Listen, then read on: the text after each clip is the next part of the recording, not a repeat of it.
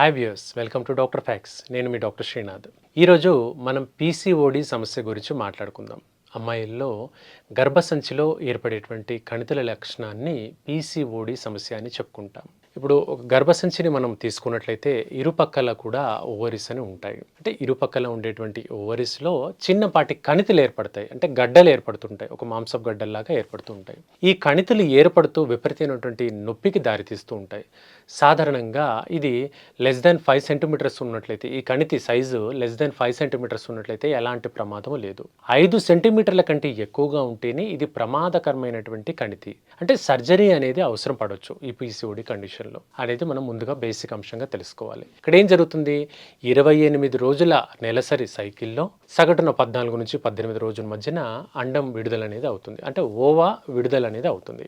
ఈ ఓవా యొక్క సైజు సుమారుగా 18 వరకు, 18 వరకు ఉంటుంది. ఆ అండం విడుదల అవ్వడానికి ఇది ఇబ్బందికరంగా, అంటే అడ్డుగా మారుతుంది. అది పీసీఓడి సమస్య. ఇక ఈ సమస్య ఉండేటువంటి అమ్మాయిలు ఏ విధంగా ఉంటారనేది చాలా మందికి తెలిసింది. అందులో ప్రధానంగా చెప్పుకోవాల్సింది అన్వాంటెడ్ హెయిర్ వస్తుంది. అంటే ఆడవారిలో మగవారిలాగా చిన్నగా మీసాల్లాగా రావడము, గడ్డంలాగా ఏర్పడము, వెంట్రుకలు అనేది అన్వాంటెడ్గా అవసరం లేని చోట కూడా అమ్మాయిల్లో వెంట్రుకలు ఏర్పడేటువంటి లక్షణం అంటే అది పీసీఓడి సమస్యగా మనం కొంతమేర తెలుసుకోవచ్చు. ఇది మొట్టమొదటి లక్షణము. ఇక రెండవది గొంతు బొంగురుపోయినట్టుగా ఉంటుంది. అంటే మేల్ వాయిస్ లాగా రావడం అనేది కొంతమేర ఏర్పడుతుంది, ఎందుకంటే హార్మోనల్ ఇంబ్యాలెన్స్ మూలంగా. మూడవది కడుపు భాగంలో బాగా పొట్ట ఉబ్బెత్తుగా ఉండడం, అంటే ఫ్యాట్ డిపాజిట్ అంతా కూడా ఉబ్బెత్తుగా కడుపు భాగంలో లైక్ అక్కడ స్టాగ్నెట్గా ఉండడం మూలంగా జరుగుతూ ఉంటుంది. కొవ్వు అనేది బాగా ఫుడ్ తీసుకున్నప్పుడు, శారీరక శ్రమ లేనప్పుడు మగవారిలో ఎక్కువగా పొట్ట భాగంలో ఏర్పడుతుంటుంది. అలాగే ఆడవారిలో చూసినట్లయితే నడుము కింది భాగం బటక్స్ రీజన్లో ఎక్కువగా ఫ్యాట్ డిపాజిట్ అనేది అవుతుంది. కానీ ఈ పీసీఓడి సమస్య ఉండడం మూలంగా ఆడవాళ్ళల్లో పొత్తి కడుపు భాగం విపరీతంగా ఉబ్బెత్తుగా మారేటువంటి ప్రమాదం పీసీఓడిలో కనిపిస్తుంది. ఈ 3-4 లక్షణాలు అనేవి చాలా ప్రధానమైన కండిషన్స్. ఆ విధంగా పీసీఓడి అనేది నిర్ధారణ చేసుకోవచ్చు. ఇంకోటి ఏంటంటే, ఇక అతి ముఖ్యమైనటువంటి అంశం ఏంటంటే నెలసరి సక్రమంగా అవ్వదు. అంటే ప్రతి నెల రావాల్సినటువంటి సైకిల్ రెగ్యులర్గా అవ్వదు. ఏ 2 నెలలకోసారో, ఒక్కోసారి 3-4 నెలలకోసారి, ఒక్కోసారి 5 నెలలు అవుతుందండి డాక్టర్ గారు పీరియడ్స్ రావట్లేదండి. ఇలాంటి లక్షణాలు ఈ పీసీఓడి సమస్యలో కనబడతాయి. అంటే ఇర్రెగ్యులర్ పీరియడ్స్ అనేవి ఈ కండిషన్లో అత్యంత కామన్గా తెలుస్తాయి. ఇకపోతే దీని యొక్క నిర్ధారణ పరీక్షలు ఏంటంటే స్కానింగ్ పరీక్ష, ultrasound, abdomen and pelvis scanning పరీక్ష చేయించుకున్నట్లయితే ఇది నిర్ధారణ అనేది అవుతుంది. సో దానికి అనుగుణంగా హోమియోపతి మందులు వాడుకున్నట్లయితే చాలా చక్కగా తగ్గుతుంది. వీటిల్లో కీ పాయింట్ ఏంటంటే నెలసరి సమయంలో విపరీతమైనటువంటి నొప్పి, అన్బేరబుల్ నొప్పి ఉంటుంది.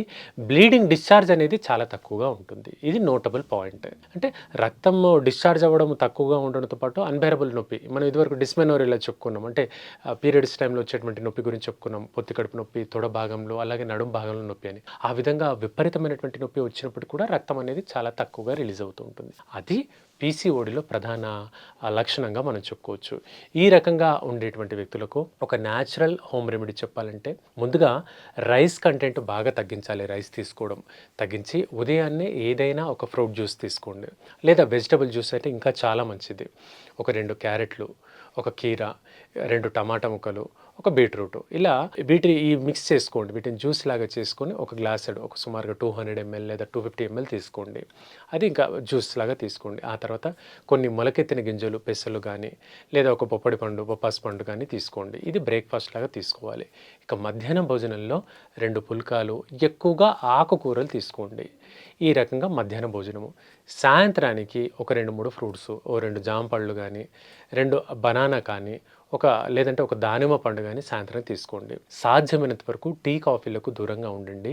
రైస్ వాడకం తగ్గించండి. వారంలో ఒక 2-3 సార్లు మాత్రం ఒక్క పూట రైస్ తీసుకోండి.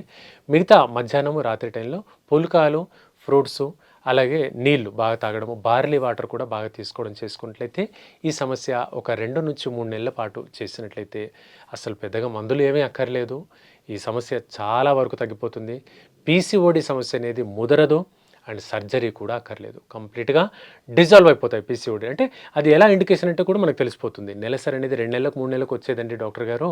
ఇప్పుడు నెలకొకసారి సక్రమంగా అవుతుంది. ఏ ఒకటో, రెండో రోజులు డిలే అవుతుంది తప్పించి రెగ్యులర్‌గా పీరియడ్స్ అవుతున్నాయి అని అమ్మాయిలు చెప్తారు. సో, ఆ విధంగా పీసీఓడీకి న్యాచురల్ రెమెడీస్‌తో పాటుగా హోమియోపతి మందుల్లో ఓఫోరినం అనేటువంటి మందు కూడా చాలా హెల్ప్‌ఫుల్‌గా ఉంటుంది.